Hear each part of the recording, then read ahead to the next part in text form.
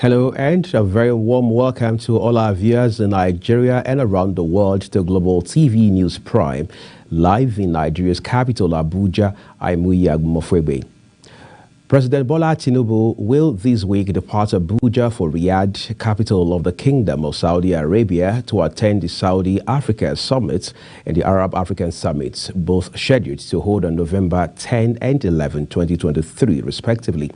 The special advisor to the president on media and publicity, Ajire Ngelale, who briefed State House correspondents on Sunday at the presidential villa in Abuja, disclosed that Tinubu's appearance at the summit marks fresh moves to engage Arab nations to attract businesses and additional foreign direct investment (FDI) to Nigeria.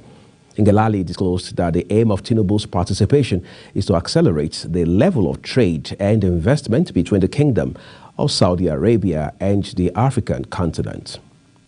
Elsewhere, President Bola Tinubu has commissioned 6 educational projects at the Abubakar Tafawa Balewa University and Abubakar Tari Ali Polytechnic, all in Bauchi State, executed by the Tertiary Education Fund, TED Fund, at a cost of 873.6 million naira. 4 of the projects are at Abubakar Tafawa Balewa University, namely departmental buildings B&C under the 2017 to 2020 annual intervention, academic building for School of Management Technology, classrooms and laboratories.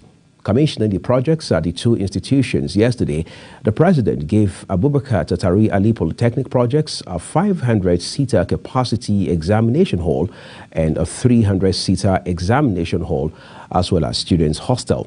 The president, who was represented by the Minister of Foreign Affairs, Ambassador Yusuf Maitama Tugar, said the projects were part of conscious efforts by his administration to address students' challenges and create industrial harmony between staff unions and the government. President Bola Tinubu has directed the reactivation of the Presidential Delivery Tracker to enable Nigerians track the implementation of projects across the country in real time.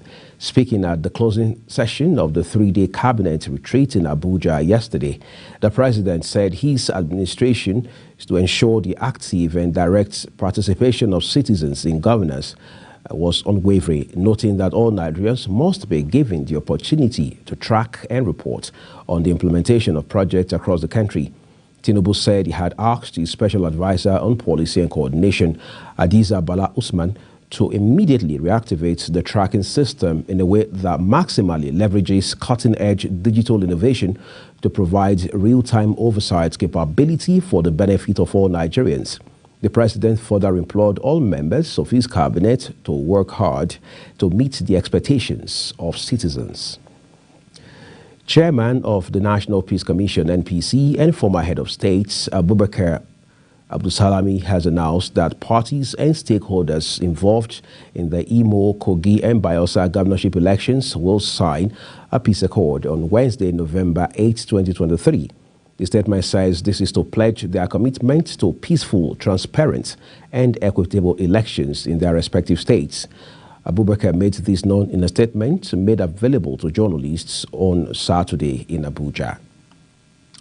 The federal government has commenced investigation into the private jet accident that occurred at the Ibadan airport on Friday night. Officials of the Nigerian Safety Investigation Bureau confirmed on Saturday morning that the aircraft had crash-landed at the airport the previous night, but stressed that there was no casualty. They stated that investigators from the Bureau had been sent to the scene of the accident and promised to provide further details as they unfold. It was gathered that the aircraft was operated by Flint Aero as it departed Abuja to Ibadan and crashed short of the runway in Ibadan. The HS-25B aircraft, with call sign 5NAMM, reportedly had 10 passengers and 3 crew on board and was airborne Abuja at 1841 hours, but crashed into the bush short of the runway at about 1921 hours. Although there was no fatality, sources said the aircraft sustained substantial damage as all passengers and crew were safely evacuated. Gunmen suspected to be pirates have killed 4 operatives of the Nigerian Security and Civil Defense Corps (NSCDC) in Bakana, Degema local government area of Rivers State. Though the circumstances leading to their deaths are still sketchy, the gunmen had reportedly ambushed the operatives on the waterway. In a viral video that surfaced, the remains of the dead NSCDC officers were seen parked in a boat floating at the riverbank, where officials of the Corps and sympathizers identified some of the victims while fighting back tears. As the President Bola Tinubu administration introduces policies to drive the country's economy, the agricultural sector has been projected to contribute significantly to Nigeria's gross domestic product, GDP. This special report by Chidinma Wesin highlights issues associated with the poultry subsector. With an ever-growing urban and rural economy, there had been great clamor for diversification of Nigeria's economy and a deliberate national drive to promote agriculture as a business, which makes agriculture account for about 23% of the country's GDP. Incidentally, the poultry subsector contributes over 20% of the total livestock and fisheries shares of agriculture's GDP, which makes agriculture a huge contributor to the nation's gross domestic earnings. However, the poultry subsector is still subjected to a lot of challenges. This special report focuses on the intricacies of poultry farming in Nigeria, how agricultural policies affect the business of poultry farming, and the impact the ban, which was recently lifted, will have on the poultry farming business in Nigeria. Even with the increased focus on poultry farming, the poultry subsector has experienced a lot of challenges over the years, which has impacted the business. I think when we're talking about the challenges of poultry in Nigeria, the challenges are so enormous, but to highlight few of it, like in recent time, we had a COVID-19 pandemic, which really hit the industry so greatly that some of the farms were closed. We also have this cash crunch of cashless policy of CBN, which also posed a lot of threats to the industry, that many farms were closed down, especially in FCT here. Even more so, with the recent lifting of ban on poultry items, what sort of impact would this have on the industry, positive or negative? The idea of lifting the ban on this poultry product, I wouldn't say it's a bad one, but it has its attending negative impact on the production in the country. If the ban is being lifted, it will affect the local production actually. Most of those imported products, we can't ascertain the level of,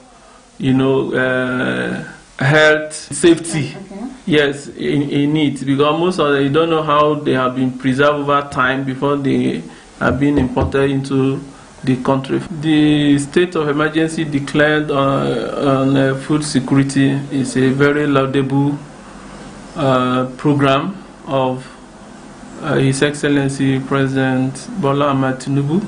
As a fast-developing subsector that contributes over 20% of agricultural GDP, what developmental policies and action plans are being put in place to build the poultry industry?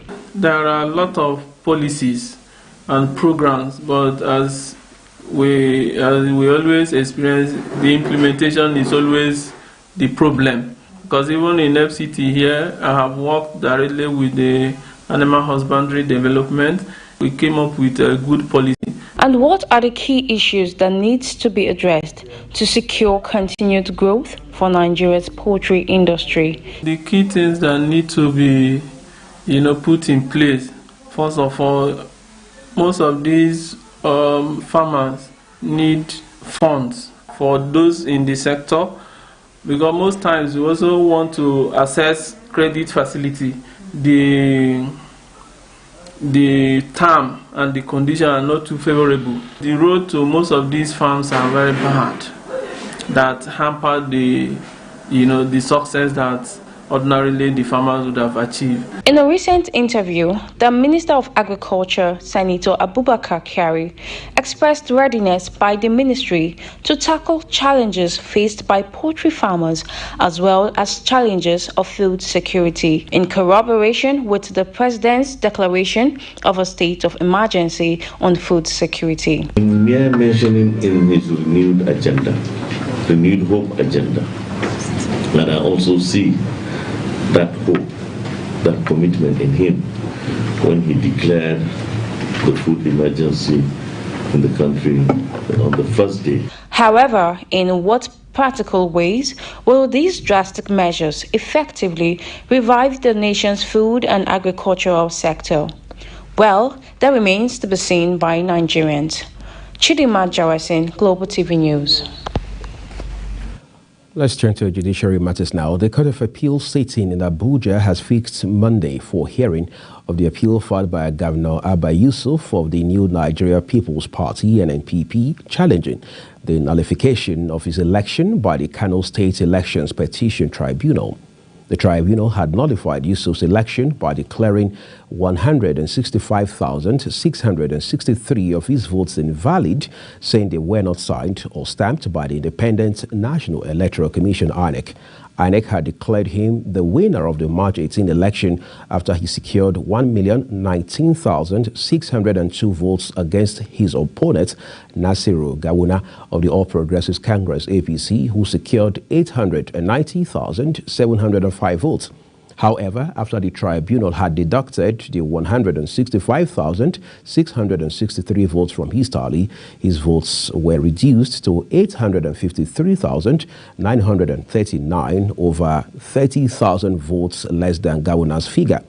The court declared the APC candidate the winner of the governorship election and ordered the INEC to withdraw Yusuf's certificate of return and give Gawuna a new one. Yusuf and the NNPP have since appealed the tribunal's judgment, asking that it be overturned in their favor. The appeal court sitting in Lagos has affirmed Jarigbe of the People's Democratic Party as the winner of the Cross River North Senatorial District election. The court on Saturday dismissed the petition by former governor of Cross River State, Ben Ayade of the All Progressives Congress (APC) on the election. The court also awarded 500,000 naira against the former governor in favor of the incumbent senator. The former governor, who was in the Senate between 2011 and 2015, lost the National Assembly election conducted on Saturday with 56,595 votes against Jarigbe of the People's Democratic Party (PDP), who scored 76,145 votes. Earlier in September, the Cross River State National Assembly Election Petitions Tribunal, sitting in Calabar, had declared Jarigbe the winner of the February 25 senatorial district election and dismissed Ayade's petition for lack of merit. In a 5-hour judgment, the chairman of the tribunal, Justice M.A. Sambo, said the petitioners, Ayade and the APC, failed to provide their case substantially and dismissed all their petitions, saying there were no credible evidences tendered before the court to prove that the elections were fraught with malpractices. Elsewhere, the organized labor on Friday declared Wednesday, 8th November 2023, a nationwide strike following the Monday's manhandling of the national president of the Nigeria Labour Congress (NLC), Joe Ajaero, in Imo State. Deputy President of the NLC, Adewale Adeyanju, and the Deputy President of the Trade Union Congress of Nigeria, TUC, in a joint briefing with journalists in Abuja, gave implementation of 6-point demands to the federal government to avert the looming strike. Among the demands are the immediate removal of the Imo State Commissioner of Police, Area Commander, and other state government officials allegedly fingered in the alleged brutalization of Ajaero and other workers who were humiliated in the assaults. You're watching Global TV News Prime, coming to you live from Nigeria's capital, Abuja. We are on Star Times, channel 276. Kindly follow us across social media platforms using @Global TV NG and other handles now showing on your screen. When News Prime returns, federal government unveils compressed natural gas conversion center in Kaduna. The news continues shortly with details of these and other stories right after this break. Please don't go away.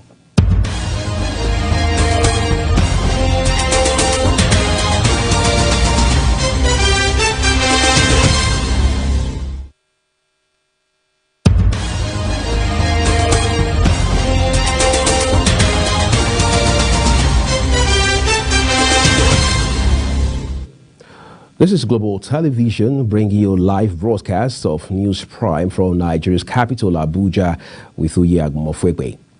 Creative writing is a form of artistic expression that inspires writers to use their imagination to bring bags of personality and flair to their work. It focuses on more traditional technical forms of writing like journalistic and academic styles, as well as displays imagination and invention. In this special report, Global TV's education correspondent Sobora Usman had a chat with a professor in the Department of English who doubles as Director of Center for Creative Writing at the University of Abuja, Professor Ivan Williams. Professor Williams said creative writing evokes the reader's emotions and allows readers use their imagination and creativity. He charged relevant education stakeholders to invest in creative writing as it helps explore human experience. Creative writing is a very rich art form that has been around for a very long time, and it is an area a discipline, you could say, that many professionals look for if they want to be creative writers for journalistic purposes, for fiction writing, for any kind of non-fiction writing, if they're doing documentaries, for instance, or for script writing, for screenplays, for animation narratives as well.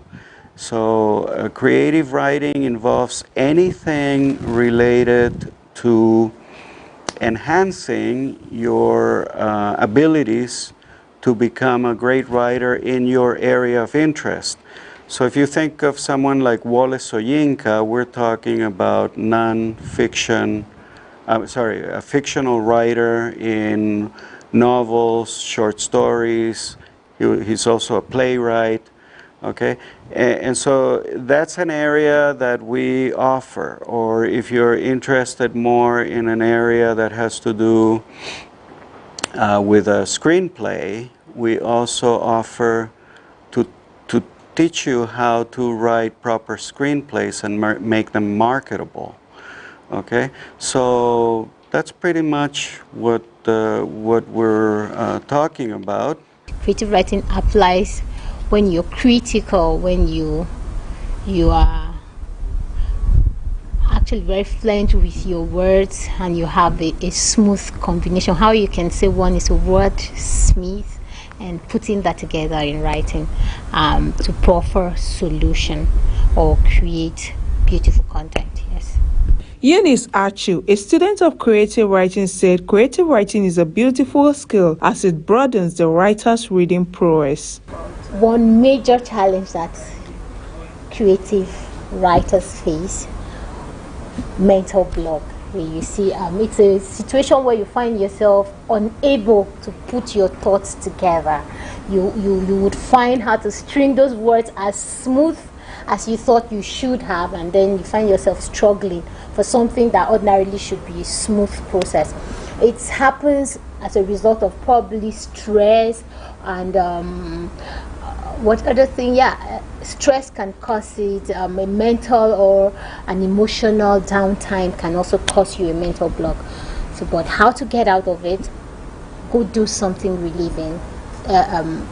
Go have you a little leisure. You can play. You can learn something that can like relieve you of the stress that isn't expectant of you, something that wouldn't require a huge delivery from you. So do that and just play, relax your nerves, and boom, you would come back alive again and find yourself writing as smooth as ever. She highlights some of the challenges in creative writing while suggesting the way forward.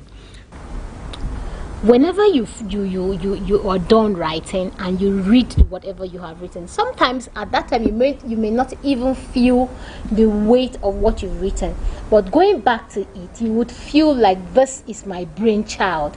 This is something I conceived and birthed. It's a thought, before you write, you must have. Writing is a process of garbage in, garbage out. So you read to write. So once you are able to put beautiful work together, you whenever you read it, maybe not even immediately, but every time you come back to that piece, you'd smile at the work, because you would know that this came from the much I have accumulated from books and thought patterns, and I've been able to put it out in writing, and it looks this beautiful, especially when it is achieving the purpose like informing, entertaining, and proffering a solution rather. Yeah. Professor Ivan says creative writing broadens the reader's knowledge and enhances critical thinking. He therefore urged students of English to take a career path in creative writing. Sobra Usman, Global Television News, Abuja. Thank you, Sobra. Let's turn to the foreign scene now, where Guinean Armed Forces say former leader of Guinea's military government, Musa Dadis Camara, who escaped from the central prison in Conakry, the country's capital, on Saturday morning, has been recaptured. Ibrahim Sori Bagura, the Chief of Staff and General of the Armed Forces of the Guinean Transitional Government, who confirmed this in a statement, explained that Musa Dadis Camara is safe and sound and is now back in the central prison of Conakry. According to him, two other fugitives, Colonel Musa Tiagboro Camara and Colonel Blaise Gomo, have also been recaptured and taken back to the prison. The armed forces said that all measures were being taken to find the last fugitive, Commander Claude PV. The death toll from Storm Charan rose at least 16 across Western Europe on Friday as heavy downpours and record winds brought travel chaos. At least 6 people died in the central Toscana region, Italian authorities announced on Friday, declaring a state of emergency as weather specialists reported record rainfall. Another 3 people were killed off the coast of Portugal on Friday when a yacht ran aground of Lisbon in strong swells. In Italy, the rescue services were called out to dozens of incidents across Tuscany to help motorists stranded in flooded tunnels or hemmed in by trees brought down by the winds. Now let's talk some business. The Presidential Compressed Natural Gas CNG initiative has on Saturday inaugurated the Kaduna State CNG Conversion Center as part of the federal government's effort to mitigate the effect of subsidy removal. According to the chairman of the Presidential CNG Initiative Steering Committee, Zacchaeus Adedeji, the CNG conversion site is a visionary facility designed to convert conventional petrol vehicles into compressed natural gas-powered automobiles. Adedeji noted that the centers represent Nigeria's commitment to transitioning to cleaner and more affordable energy solutions, adding that the transformation would not only reduce the operating cost for vehicle owners, but contribute to the substantial decrease in carbon emissions. The verification exercise of Pension Transitional Arrangements Directorate PTAD that led to the removal of over 50,000 ghost pensioners from payroll and the adjustment of inflated pension benefits by corrupt persons within pension offices of some government agencies in the past are also bringing trouble with the directorates. That's according to Executive Secretary of the Directorate, Chioma Ejikeme. She stated that corruption that has been fought to a standstill under the old pension scheme, which is the Defined Benefit Scheme DBS, is fighting back, particularly, she says, on account of her reappointment. She added that genuine pensioners are happy with the work of the Directorate, as many who were removed from payroll and replaced with ghost pensioners by the unscrupulous people have been brought back on payroll, while others short paid are paid appropriately. However, the Nigerian Union of Pensioners, NUP, has commended President Bola Tinubu for reappointing Chioma Ejikeme as the Executive Secretary of PTAD. Nigerians now bring over 26.5 million, including internally displaced persons, IDPs, may be plunged into acute food insecurity between June and August 2024. The CADA harmonized report has shown. The report, which was launched by the Food and Agriculture Organization, FAO, of the United Nations in collaboration with the Federal Ministry of Agriculture and Food Security in Abuja on Friday, showed that post-effect of petrol subsidy removal had its toll on food prices, which impacted household capacity to sustain acceptable food consumption patterns. The report, which covered 26 states and the Federal Capital Territory, also showed a reduced harvest and household stock resulting from flash floods that led to displacements and loss of cultivated crop fields and ready-to-harvest crops. Going into the lean season, June to August 2024, households may experience slight to moderate deterioration in food consumption, which may plunge several states into the crisis phase. Elon Musk says he believes that artificial intelligence, AI, can eventually put everyone out of a job. The billionaire technology leader who owns Tesla, SpaceX, X, the company formerly known as Twitter, and the newly formed AI startup XAI, said recently that the phenomenon has the potential to become what he termed the most disruptive force in history. Musk, who spoke at an event at Lancaster House, an official UK government residence, noted that while it is hard to say exactly what the moment is, there will come a point where no job is needed. Speaking alongside British Prime Minister Rishi Sunak, he added that AI would be able to do everything ultimately. Musk has on multiple occasions warned of the threats that AI poses to humanity, having once said it could be more dangerous than nuclear weapons. Quite a scary projection there. But let's talk a bit of sports now. Super Eagles duo Alex Iwobi and Frank Onyeka made landmark appearances for their respective Premier League clubs on Saturday. Iwobi was handed his second league start for Fulham in the Cottagers 1-0 loss at home to Manchester United. Bruno Fernandes scored at 91st minute winner against Fulham to ease the pressure on Man United.